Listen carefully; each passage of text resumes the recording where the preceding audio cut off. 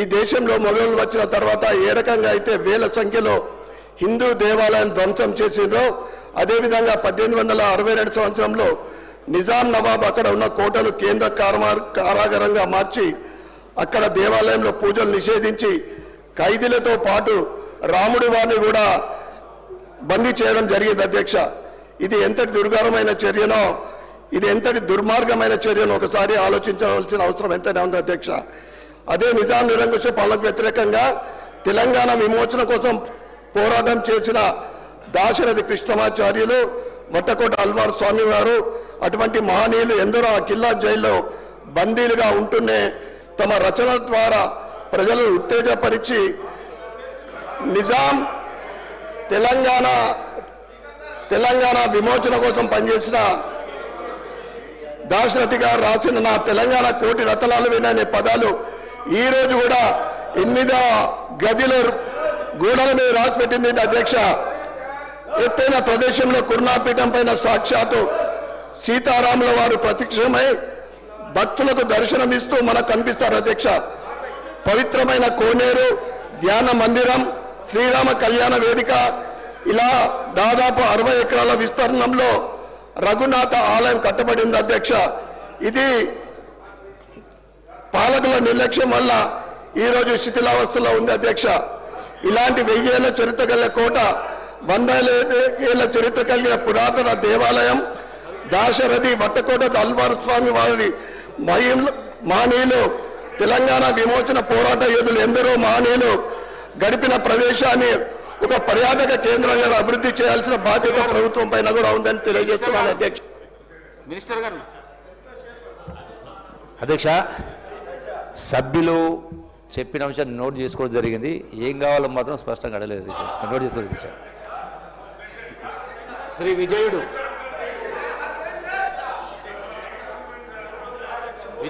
అధ్యక్ష, మొదటిసారి నాకు అవకాశం కల్పించినందుకు ధన్యవాదాలు అధ్యక్ష.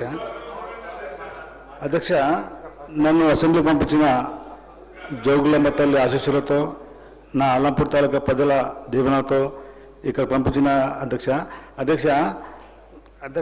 అల్లంపూర్ తాలూకా ప్రజల దీవెనతో ఇక్కడ వచ్చిన అధ్యక్ష.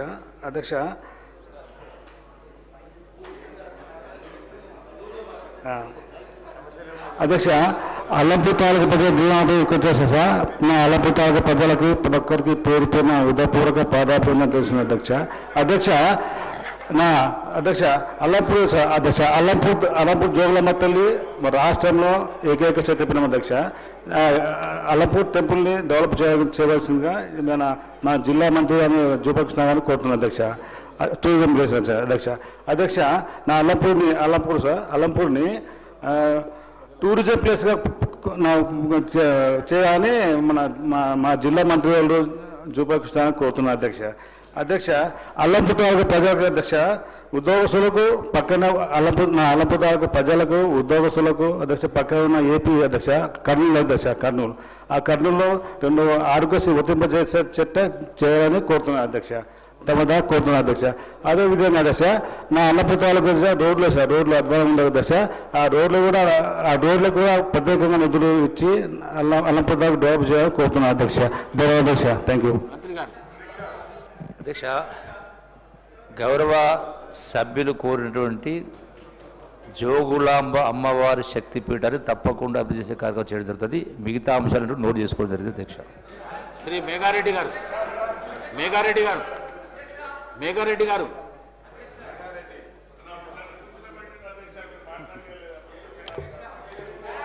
అధ్యక్ష,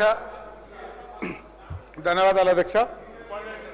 ఈ మన రాష్ట్రంలో ఈ మున్సిపాలిటీలకు సంబంధించి ఈ ఎల్ఆర్ఎస్ స్కీము మనం 25% డిస్కౌంట్తోన ఈ నెల ఆఖరి వరకు పెట్టున్నాం అధ్యక్ష. ఈ స్కీమ్ సంబంధించిన ప్లాట్లు ఓనర్లు కానీ వాళ్ళ పిల్లల చదువులకు కానీ ఇల్లు కట్టుకున్నాలన్నా కానీ పర్మిషన్ లేక చాలా రోజుల నుంచి వెయిట్ చేస్తుండే. ఆ పర్మిషన్ ఇచ్చినందుకు ప్రభుత్వానికి ప్రత్యేకంగా ధన్యవాదాలు తెలియజేస్తూ ఈ మార్చ్ ఎండింగ్లో గవర్నమెంట్ ఎంప్లాయీస్ కానీ ఇన్కమ్ ట్యాక్స్ హోల్డర్స్ కానీ అది కొంచెం వాళ్ళకు ఈ ట్యాక్స్ కట్టే ప్రోగ్రామ్ ఉంటుంది కాబట్టి ఆ స్కీమ్ను ఏప్రిల్ ఆఖరి వరకు 1 నెల ఎక్స్టెండ్ చేస్తే మనకు వాళ్ళకందరికి పర్మిషన్ తీసుకోవడానికి ఈజీగా ఉంటుందని, దాంతోపాటు ఈ హైదరాబాద్ జిహెచ్ఎంసీలో ఓటీఎస్ స్కీమ్ ఇచ్చినారు అధ్యక్ష.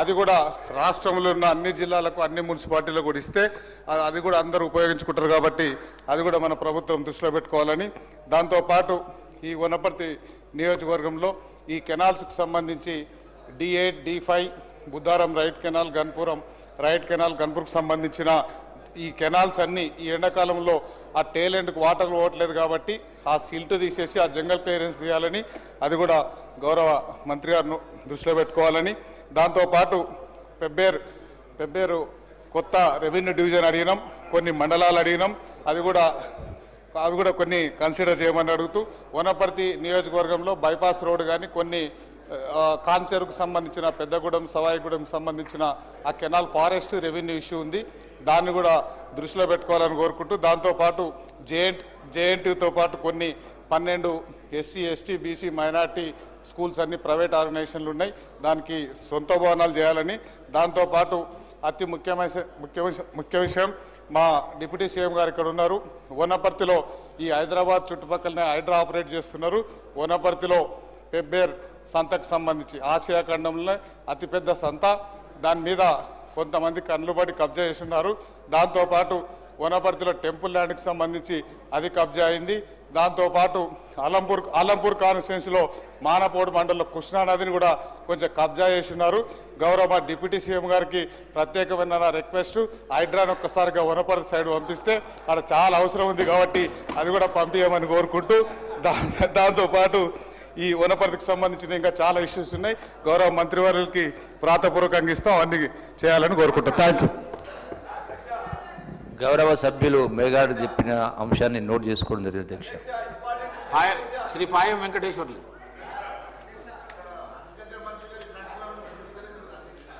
ధన్యవాదాలు అధ్యక్ష. పెనుబాక నియోజకవర్గం కరగూడెం మండలంలో ఈ పులుసువంత ప్రాజెక్టు అనేది చాలా కాలం నుంచి పెండింగ్లో ఉంది అధ్యక్ష. గతంలో కూడా అనేక సార్లు చెప్పడం జరిగింది. ఈ ఉమ్మడి ఖమ్మం జిల్లాలో పులుసువంత ప్రాజెక్టుకు సంబంధించి మంత్రులు తుమ్మల నాగేశ్వరరావు గారికి, పొంగులేటి శ్రీనివాసరెడ్డి గారికి, అదే డిప్యూటీ సీఎం గారు బట్టి విక్రమార్క గారికి కూడా ఈ విషయం తెలుసు అధ్యక్ష. ముఖ్యమంత్రి గారి దృష్టి కూడా తీసుకెళ్లాం. వర్షాధారం పైన పండేటటువంటి మండలం కరగూడెం మండలం పూర్తిగా ఏజెన్సీ ప్రాంతం, ఆదివాసీలు ఉన్న ప్రాంతం, పేద రైతులు ఉన్న ప్రాంతం, సరైనటువంటి రిజర్వాయర్స్ కానీ పెద్ద చెరువులు కానీ లేవు అధ్యక్ష. వర్షాధారం పైన పడేటువంటి ఈ మండలానికి పులుసువంత ప్రాజెక్టు నిధులు మంజూరు చేయాలని గతంలో కూడా ముఖ్యమంత్రి గారి దృష్టికి కూడా తీసుకెళ్లాం. సానుకూలంగా స్పందించారు. తమ ద్వారా గౌరవ ముఖ్యమంత్రి గారికి పులుసువంత ప్రాజెక్టు నిర్మాణానికి నిధులు మంజూరు చేయాలని చెప్పేసి తమ ద్వారా కోరుతున్నాను అధ్యక్ష. Thank you. నోట్ చేసుకోండి అధ్యక్ష. శ్రీమతి సబితా ఇంద్రారెడ్డి గారు. థ్యాంక్ యూ అధ్యక్ష.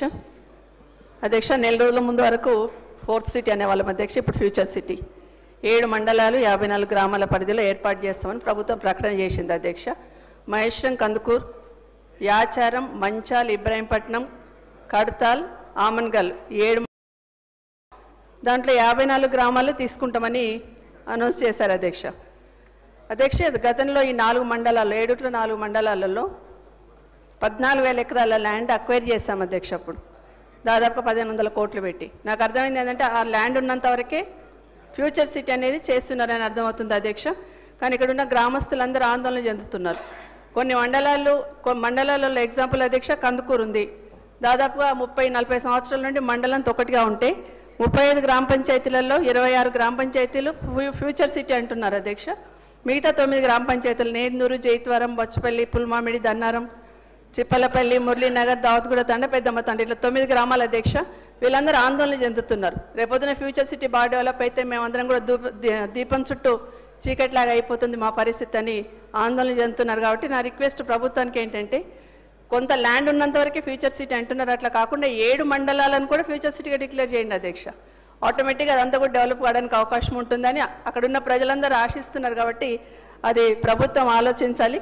ఎందుకంటే డ్రోన్ ద్వారా సర్వే చేస్తూ ఎక్కడెక్కడైతే ఆ ల్యాండ్ ఉందో అది మాత్రమే తీసుకున్నట్టు అక్కడ ఇన్ఫర్మేషన్ ఉంది. కాబట్టి దయచేసి అది కూడా ఆలోచించమని ప్రభుత్వాన్ని కోరుతున్నా. అసలు ఏ ప్రాతిపదికన తీసుకున్నా కూడా అర్థం కాలేదు అధ్యక్ష. కాబట్టి గూగుల్ మ్యాప్ పెట్టి ఏదో సర్వే చేసి డ్రోన్ ద్వారా సర్వే చేసి తీసుకున్నట్టు అట్లా కాకుండా ఒక ప్రతిపాదికన అన్ని మండలాలు, అన్ని గ్రామాలు కలిపి తీసుకుంటే అక్కడ ఉన్న వాళ్ళకి ఆందోళన లేకుండా ఉంటుందని మరొకసారి ప్రభుత్వాన్ని కోరుతా ఉన్నాను అధ్యక్ష. ఈ సిటీకి ఇంతకుముందు హెచ్ఎండిఏ విధి విధానాలు ఉండేది అధ్యక్ష. తర్వాత దాని విధి విధానాలు ఏంటో ఖచ్చితంగా చెప్పాలి అధ్యక్ష. రెండో విషయం అధ్యక్ష, ఈ ఫ్యూచర్ సిటీకి కొంగర్ నుండి 300 ఫీట్ గ్రీన్ ఫీల్డ్ రోడ్ అంటున్నారు అధ్యక్ష. నిజానికి ఈ రోడ్ అవసరం లేదు అధ్యక్ష. ప్రభుత్వం పునరాలోచించాలని కోరుతా ఉన్నాను. ఎందుకంటే ఈ ల్యాండ్కి అటుపక్క ఇటుపక్క శ్రీశైలం హైవే ఉంది అధ్యక్ష, అక్కడేమో నాగార్జున సాగర్ రోడ్ ఉంది అధ్యక్ష. అదే కాకుండా ఈ ల్యాండ్కి ఒక 200 ఫీట్ రోడ్ కూడా వేసి పెట్టున్నాం అధ్యక్ష, పెద్ద రోడ్ వేసి పెట్టున్నాం.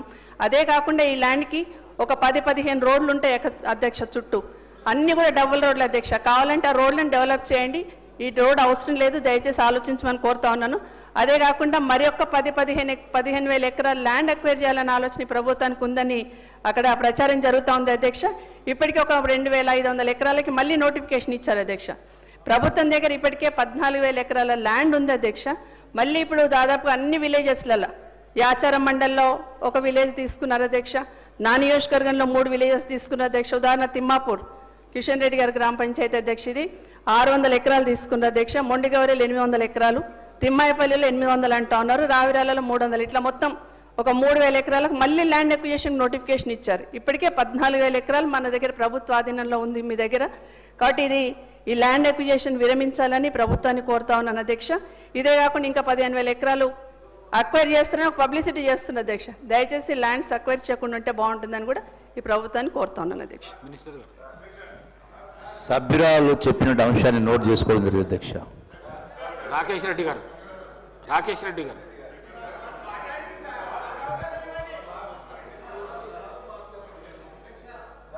రాకేష్ రెడ్డి గారు. అధ్యక్ష, ఈ అవకాశం ఇచ్చినందుకు ధన్యవాదాలు అధ్యక్ష. ఈరోజు ముఖ్యంగా ఒక సమస్య పరిష్కారమైంది అధ్యక్ష 15 నెలల నుంచి. దాంట్లో మీ కృషి కూడా ఉంది అధ్యక్ష, రాష్ట్ర ప్రభుత్వ కృషి.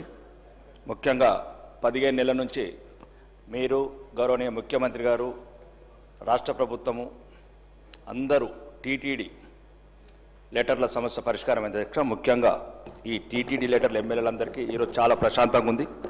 దీనికి కృషి చేసిన మీ అందరికీ మరియు గౌరవనీయ చంద్రబాబు నాయుడు గారికి, పవన్ కళ్యాణ్ గారికి, ఆంధ్రప్రదేశ్ రాష్ట్ర ప్రభుత్వానికి, మరి ముఖ్యంగా ఒక్క నిమిషం ఇక అధ్యక్ష, ఇట్లా నన్ను ఈ రకంగా నేను ప్లెజెంట్ మూడ్లో ప్లెజెంట్గా ఉన్నాను అధ్యక్ష. నేను ప్లెజెంట్గా ఉన్నాను. మాట్లాడండి. ఇప్పుడు 15 నెలల నుంచి అధ్యక్ష ప్రతి నియోజకవర్గంలో ప్రతి శాసనసభ్యుడు ఎదుర్కొన్న సమస్య టీటీడీ లెటర్స్. మీరు ప్రత్యేకంగా వెళ్ళి కలిశారు గౌరవనీయ ఆంధ్రప్రదేశ్ ముఖ్యమంత్రి గారిని. ఈరోజు ఆంధ్రప్రదేశ్ ముఖ్యమంత్రి గారు ఈ రోజు నుంచి 24 నుంచి ప్రతి ఎమ్మెల్యేలకు 100 కొద్ది ఫోన్లు వస్తున్నాయి అధ్యక్ష. ఈ గౌరవనీయ ముఖ్యమంత్రి గారు చెప్పాను కదా, మీరు మారరు, మీరు మార్చేట్లేరు. గౌరవనీయ ముఖ్యమంత్రి గారు కూడా చెప్పాను అధ్యక్ష, మీరు గౌరవనీయ ముఖ్యమంత్రి గారు, ముఖ్యంగా ఆంధ్రప్రదేశ్ ముఖ్యమంత్రి నారా చంద్రబాబు నాయుడు గారికి, ఉప ముఖ్యమంత్రి పవన్ కళ్యాణ్ గారికి అండ్ లోకేష్ గారికి, ఆంధ్రప్రదేశ్ ప్రభుత్వానికి ప్రత్యేక ధన్యవాదాలు చెప్తాను అధ్యక్ష. ఇక రెండోది అయిపోయిందన్న, పోయిన సంవత్సరం అధ్యక్ష మాకు సిడిఎఫ్ నిధులు రాలేదు అధ్యక్ష. ఈ సంవత్సరం ఇస్తారా ఇయ్యారా ఒకటి. మూడోది మా ఆర్మూరు, ఇక మీరు విమర్శించుకున్నందుకేమో గంటలు వేసుకుంటారు. మీరు ఇంత తిన్నారు, మీరు అంత తిన్నారు. ఒక 4 నిమిషాలు ప్రజల గురించి మాట్లాడితే ఇంత నొప్పి ఎందుకు అవుతుంది? మీరు లక్షల కోట్లు అప్పు చేశారు మీరు అంటారు, మీరేమి ఇప్పుడు గంటల కొద్ది పోతారు. నేనేమన్నా అధ్యక్ష ఇప్పుడు ఒకటి అధ్యక్ష, నేను గౌరవనీయ ముఖ్యమంత్రి గారు మీ ద్వారా చెప్తాను అధ్యక్ష. నాకు మొన్న ఆంధ్రజ్యోతిలో వచ్చింది, అడుక్కుంటారు ఎందుకు లెటర్లు అంటున్నారు అధ్యక్ష. మీరు వెళ్ళి కలిశారు, ముఖ్యమంత్రి గారు వెళ్ళి లెటర్ రాశారు.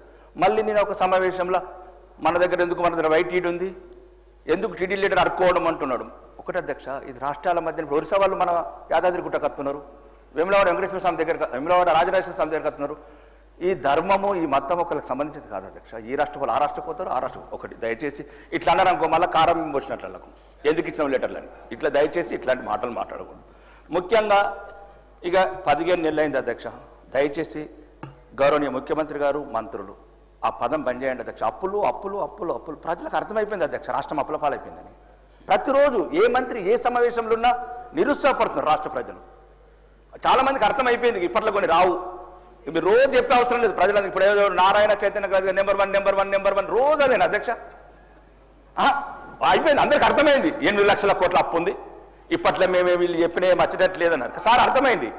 కానీ దయచేసి రోజు మీరు అట్లా ఉంటే పెట్టుబడిదారులు రారు, ఇండస్ట్రీస్ రారు, ఒక రియల్ ఎస్టేట్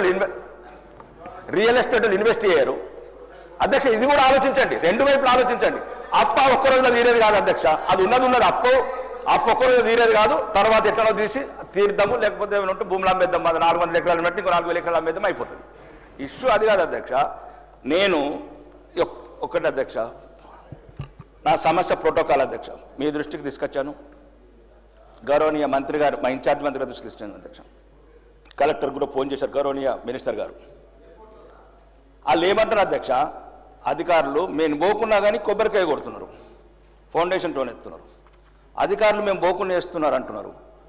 నేను అడిగాను అధికారులను, మీరు పోకుంటే ఎట్లా వేస్తారు అంటే వాళ్ళు ఏమంటారు అధ్యక్ష, 2-3 సార్లు ఓడిపోయిండు పాపం, 2-3 సార్లు ఓడిపోయిండు, ఇంటికి వెళ్ళి ఫోన్ చేస్తున్నారు. ఒక్క నిమిషం అధ్యక్ష, ఇది నా ఐడెంటిటీకి సంబంధించిన అధ్యక్ష.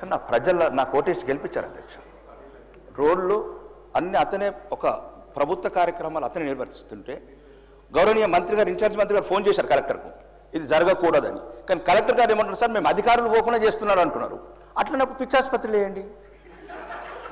మీరు ప్రభుత్వ అధికారులు లేరు, మంత్రి గారు కలెక్టర్ గారు లేపినప్పుడు ఒకరే అధ్యక్ష, ఎర్రగడ్డల హాస్పిటల్ ఉంది వేయండి. కాదు 294 మందికి సరిపడా సీట్లు ఉన్నాయి, ఓడిపోయిన వాళ్ళందరినీ కూడా కూర్చొని పెట్టండి. అధ్యక్ష నేనేం చెప్తున్నాను, ఇప్పుడు గౌరవనీయ మంత్రి గారు చెప్తున్నారు, ఒక నిమిషం ఆగండి అన్న శంకరన్న, నేనేమంటున్నా అందరి గురించి చెప్తాను అధ్యక్ష. ఇది ఒకటి ముఖ్యంగా నా ఆర్మూర్కి అధ్యక్ష, ఉత్తర తెలంగాణలో ఒకటే స్పెషల్ ఎకనామిక్ జోన్ ఉన్నది అధ్యక్ష. ఒకటే నేను చెప్పింది అధ్యక్ష, నేను బతిమిలాడుతున్నాను అధ్యక్ష. మాకు కూడా రక్తం మరుగుతున్నది అధ్యక్ష. ముఖ్యమంత్రి మాకు రక్తం మరగదా? మేము ఊపుకునే రాలేదు ఇక్కడికి, మేము కూడా అడుగులకి వచ్చినాం, ఊపుకునే రాలేదు. కూర్చున్న సీటు ముఖ్యమంత్రి గారికి ఒక్కడికి రాలేదు, ముఖ్యమంత్రికి ఒక్కడికి రాలేదు, ఊపుకొని ఎప్పుడు. నేను మాట్లాడుతున్నాం ఐడెంటి గురించి. నేనేమో అధ్యక్ష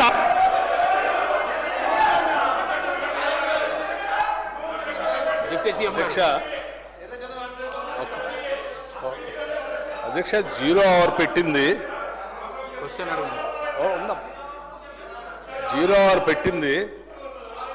వారి నియోజకవర్గంలో కానీ ఇంకేదైనా సమస్య ఉంటే ఆ ఒక్క సమస్యను చెప్తే ప్రభుత్వం నోట్ చేసుకొని దాన్ని పరిష్కారం చేయడం కోసం ప్రయత్నం చేస్తుంది.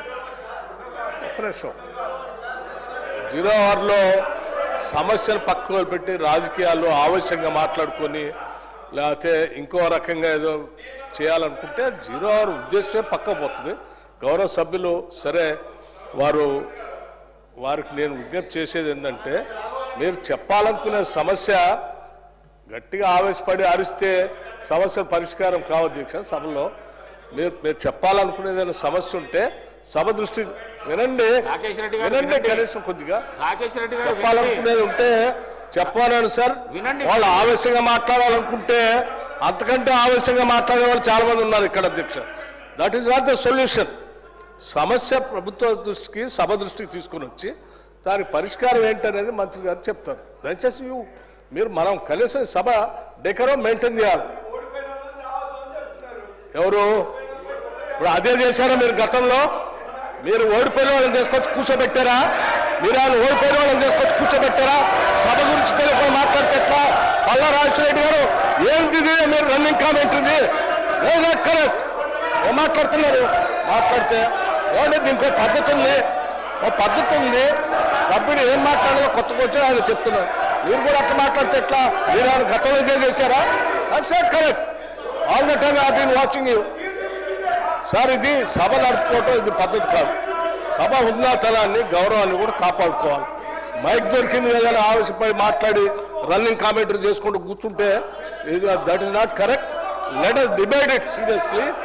చెప్పని సమస్యలు చెప్పనండి, సభ్యులు ఆయన సమస్య ఏం చెప్తారో చెప్పండి, మంత్రులు రాసుకుంటారు, నోట్ చేసుకుంటారు, చేస్తారు. ఎగతాళి మాట్లాడుకోవడానికి కాదు వచ్చింది. కూర్చోండి. పల్లా రాజేశ్వర రెడ్డి